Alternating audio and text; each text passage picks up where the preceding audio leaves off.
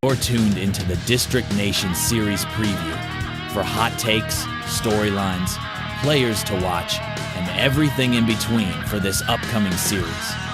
Brought to you by Watch It Fly Media. Now, here's your host, District Nation. Welcome in, everybody, to District Nation. I hope you're all having an absolutely great day whenever you may find yourself watching this video. Maybe you're watching it during the series or before. Be sure to hit that like button, hit that subscribe button. Help out the channel just a little bit as we are growing a little bit. We're up to 530-some subscribers, so the channel's growing.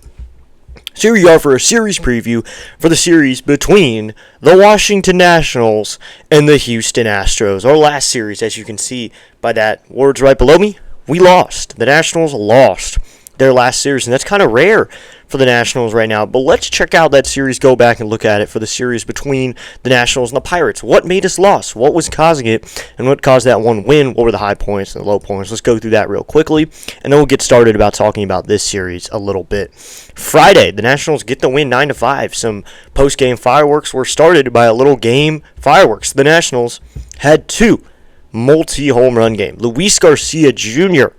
has the game started with a home run in the bottom of the first, and then Dalen Lyle in the bottom of the second gets the inning going with a home run. That's the scoring, and then the Pirates get one back on a Brian Reynolds home run, but then Jose Tena with a home run, then Dalen Lyle double, and then Louis in the bottom of the seventh inning has yet another home run, and then in the eighth, Lyle with another home run. 5 separate home runs, 4 of them coming from the two same guys, Louis with 2 home runs and Lyle with 2 home runs. And the real question here is there any cooling down Luis Garcia Jr. right now? Louis has been amazing of late. Louis has been one of the best hitters in the league of late. He could be a sub. If anyone bows out of the All-Star game, we have those lists and all, Louis would be the first one in because he's one of the league leaders in RBIs. He's getting up there in home runs, new career high in home runs, and this is just the start. First half. And this dude is raking. Luis Garcia Jr. is playing on another level, man. Just look at the stats real quickly. 282 average with a 313 on base percentage. He doesn't walk too much, but he has 19 home runs and 64 RBIs. He's driving in runs. He's driving in a lot of runs. He's second in the National League in runs batted in right now. That's the closest he's ever been to that top. He's on pace for over 120 RBIs. Sure, he won't hit it, but still, it's nice to see him doing really, really well. And Foster Griffin on Friday gives us a good start. Not his best start, but 5 innings. 4 hits and a run. Foster Griffin struggled a little bit. He gives up that home run to Brian Reynolds. But the pitches. I feel like it was the pitches. We stopped him after 83 pitches after 5 innings of work. He only had 2 strikeouts. He usually has better strikeout stuff, but he brought enough for us to get the win. Foster Griffin gave enough for the Nationals to get the win, and that is all you need. You don't need to dominate them. You just need to get the win. And that is what Foster Griffin did. So let's take a look at Saturday now, the first loss of this weekend. The Nationals, 7-1 loss. We were on the mic for it on 4th of July. Happy late 4th of July, everybody. James Wood got the game going with a home run. James Wood got the game started very well. Leadoff home run in the bottom of the first. But in the top of the first as well, the Pirates were able to put one on the board from Connor Griffin stealing home on a good play run by the Pirates where they had a runner go to second and Griffin came home. But let's just look at it now. 7-1 loss. That second inning really made it happen. The Nationals used the opener strategy with Carson Palmquist, who would get his first loss of the season. 4 hits, 4 runs, 4 earned. He was taken out before most of those runs scored. And Zach Littell ended up giving up those runs. So Zach Littell didn't get credit the runs, but he was thrown into the fire, bases loaded, no one out. It was inevitable that he'd give up a few runs. I mean, good that he didn't give them all up. That's the only good thing is he didn't give them all up. So, good job by Zach Littell working 6 innings that game in a bad situation with 4 hits and a run. He still did very well and got 3 strikeouts. Zach Littell never really brings strikeout stuff. That's the thing. Littell isn't a strikeout pitcher. But here, he got the strikeouts and he got outs. Only 4 hits, 1 earned run himself. Didn't give up a home run, which is really interesting. And then Riley Cornelio with yet 2 more innings of work. I'm going to talk about Cornelio later in this and a move the Nationals made. But Riley Cornelio is 0-1 this season over 5 games with a 7.94 ERA. He hasn't had a scoreless outing yet. He's given up a run every time he's pitched. Every time he's taken the mound, they have scored at least 1 run, as they did when Arizona, he pitched against them. 2 innings worked with a run in one of his earlier games. But he is struggling. Game 3, interesting move here. Cade Cavalli does not have a good game, but that morning, the Nationals called up Eddie Yeen. Eddie Yeen was called up to the big leagues. Eddie Yeen gets the call, and I was really happy from what I saw. I was at the game. Good job by Eddie Yeen in that start. It wasn't a start, but he came out of the pen. That's his career debut, MLB debut right there. Good job by Eddie Yeen, wearing Corbin's old number 46, age 25. 0-0 with an OERA now over 1 game, 2 innings, and 3 strikeouts, and he took the bullpen cart. Eddie Yeen, that's a picture of him right over there. That's Eddie Yeen down there. And he gets recalled today. As I'm filming this, it's Monday. He got recalled today. He's optioned to AAA. So he's immediately sent down after that outing, which I don't know why. Eddie Yeen was sent down after his debut. That was a great outing, and I feel like he did something that should earn him a spot on the big leagues. So he earned his spot. I feel like he earned his spot, but the Nationals thought differently. The corresponding move was Robert Hassel. It is sad to see Hassel go, but Eddie Yeen was good in that start, in that one bullpen outing. That is not what we expected. 28 pitches, so he is on the 40-man. He was just added. So I think he's going to come back after being sent down. He threw 28 pitches. Maybe they'll call him up when he's ready again. But Eddie Yeen, side armor, really good arm. Eddie Yeen, very good pitcher. So that is just a little recap. But the Nationals do get the series loss, 11-5. Not good. Makes the Pirates a game over 5, and it brings the Nationals down to only 1 game over 5. 11-5. They put up runs. That's the thing. Tyler Hallahan singled in the top of the second. Mangum singled. Then Reynolds with a home run to kind of end it. And that was all off of Cavalli, who went 2 1/3, 6 hits, 4 runs. Apparently he was exiting the game early because of heat stroke, or he was very hot. So that is what I heard from being there at the game. So, I mean, I hope he's okay. Give him 5 days. I hope this suspension thing, I hope this appeal does go through and he ends up playing. But we will see. So this is what we're doing today. The series preview. 3-game series between the Washington Nationals and the Houston Astros. Game 1, you got Burrows versus Michaelis. Miles Michaelis. If in the next few hours they end up suspending Meatball, we got to think who's going to start this game. Because Brad Lord pitched on Saturday. Riley Cornelio, or Lord pitched on Sunday. Lord did not do well on Sunday. Brad Lord pitches on Saturday. On Sunday, Cornelio on Saturday. Those are the 2 guys who could probably, realistically, start this game. If, for some reason, the suspension goes through, really who starts? Because Eddie Yeen, if he hadn't pitched yesterday, probably could have, but he pitched. He had a good outing. This bullpen has been used a lot lately. They've been throwing a lot of pitches. This is a bullpen that needs a rest.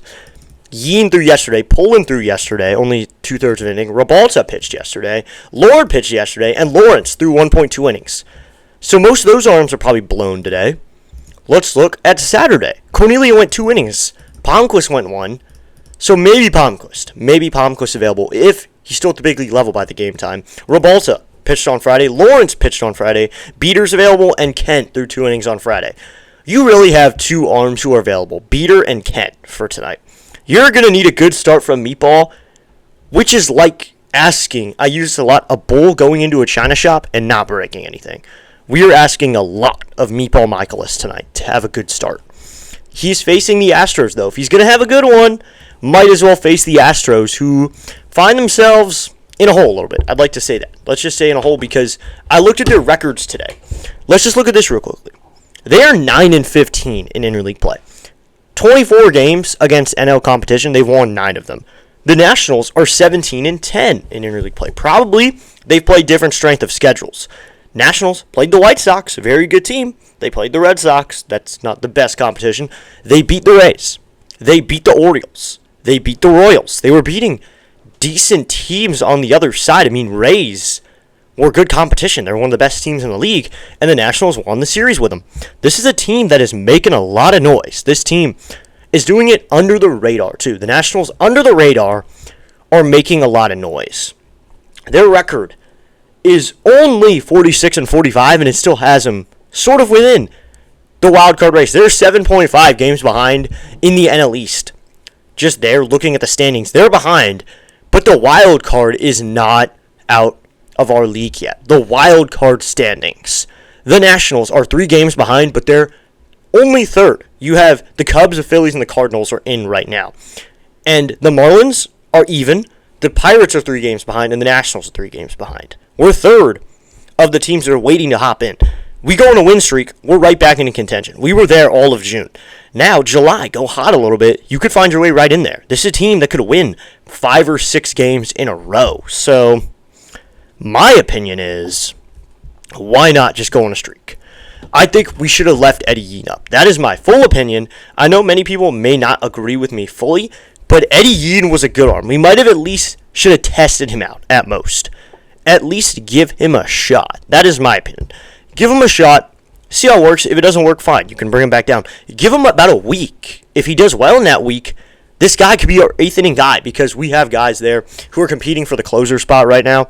Maybe Yean has earned himself the 8th inning spot the way he pitched against the Pirates team, and we were coming back at that point. We were coming back in the game. It was 4-4 at one point. It was a close game. And Eddie Yean was pitching us back into that game. Gave us 2 innings of great work in his MLB debut. And that was a Pirates team that was trying to put runs on the board. So it was not a sympathy outing. This was not a 12-1 game where we needed just a guy to come in. Eddie Yean was competing in that game. And he competed. Why not give him another shot? Why not in a couple days when he's ready to go? Send down Cornelio, give Yean that spot. Cornelio's been up here for most of the year. This guy's your up 10, down 10 guy. But he's giving up runs. He's making it up 11 or down 11 by the time we're in up 9, down 11 because he gives up runs. Eddie Yean doesn't. Give Eddie Yean a shot in that role. You'll see he's a good arm. And then maybe he's given a 7th inning option. Maybe an 8th inning option a couple weeks later. Soon enough, you'll find a guy who's closing out games and is pitching the 8th inning. I thought Eddie Yean had full potential in that. Eddie Yean looked really good in his outing. A whole lot of good from him. And the spot, I believe they said Kranick was the spot they're using. They're using it to get Max Kranick instead. I think that was the corresponding move. They haven't announced it just yet, but I could check here so I could see it. But that was it. The Nationals just sent down Yean, and I really liked him. Yean did well. So we have a little more time left, and I want to talk about one more thing here, and is the All-Star game. The rosters were announced. C.J. Abrams is an All-Star. Well-deserved. We talked about Abrams last time. We didn't talk about Wood too much because he hadn't been named an All-Star. Let's talk about it. Let's talk about it now. We're 8 days away from the All-Star game, just a little bit over a week away. And Wood's really good. Wood's looking really good right now. Wood, that leadoff home run in that first game, that was good. And then looking again here, Sunday, he doesn't really get much done, but he still gets on base. Let's look at the numbers. 266 average, 23 home runs. That home run number, 23, that's 3rd in the NL, by the way. He's 3rd in the league in home runs. A guy who's top 3 in a stat, like home runs, that's as important as home runs, should be 1st in the All-Star game. He should be starting, but no, he's not. He's not starting. Let's look at some of the other roles. He's 5th in the NL in doubles. He's 1st in the league in runs. He's 1st in games played. So these numbers are good. Strikeouts, he's also 2nd in the NL. He's at 125 strikeouts. That's the one thing he strikes out a lot. At bats, he's 5th in the NL. 3rd in OBP, which is really good. 10th in the league in RBIs. These are really good numbers. Plate appearances, he's 1st because he draws walks. He gets hits. He leads off games, so he's going to hit more than everybody else. James Wood is really good. I want to talk about one more thing here, and it's a player comparison. After we get through this series, we talked about it. The fact that Foster Griffin is an All-Star. You got Amai versus Alvarez. Alvarez has been a very steady arm. I feel like Alvarez has been good in that Irvin spot. Give him a few starts there, he's going to be good. I want to talk about Foster Griffin right here. Foster Griffin was robbed in the All-Star game. Fans can't vote on pitchers, or else I would have been voting for Foster more than 5 times a day. Logan Webb's an All-Star. Logan Webb this season has a 5-6 record with a 3.66 ERA over 15 games, 93.1 innings worked with 78 strikeouts. Now, Foster Griffin, 9-2 with a 2.87 ERA. That's in 18 games with over 100 inning works at 103.1 innings and 100 strikeouts with a 104 whip. Logan Webb's an All-Star. Foster Griffin is not. Just there. I'll leave that on the table for you. I saw that on a lot of Instagram accounts. I just want people to know those numbers because that is tragic. Foster Griffin deserved to be an all-star. Foster Griffin. And I compared him to the worst all-star probably. I know a lot of people will say that. So let's look at Yoshinobu Yamamoto. Not much better than Foster Griffin. And Yoshi is an all-star. Yoshinobu Yamamoto is an all-star with a 9-5 record with a 2.49 ERA, 104.2 innings with 100 strikeouts. He has more innings worked than Griffin, about an inning more, and Griffin has the same amount of strikeouts as him. They have the same amount of wins, and Yamamoto has 3 more losses.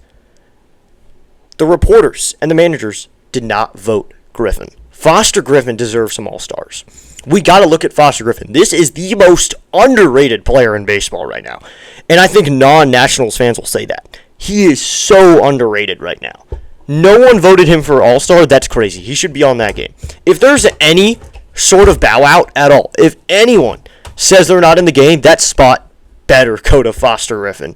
If it's a fielder, sure, put it to Louis. But I feel like if anyone on the NL bows out, a National is going to fill in. Because Louis should fill into the fielder spot, and Griffin should go into the pitcher spot. Foster Griffin is amazing. Foster Griffin has been great this year. And here he is, not even an all-star. And he's pitching on Wednesday. If you need more of a reason to see he's an all-star, look at Wednesday. He's going to be facing the Astros, the Astros have been a decent offense. They're not a terrible offense. They're one of the only bullpens that is probably worse than us. I'll say that, though.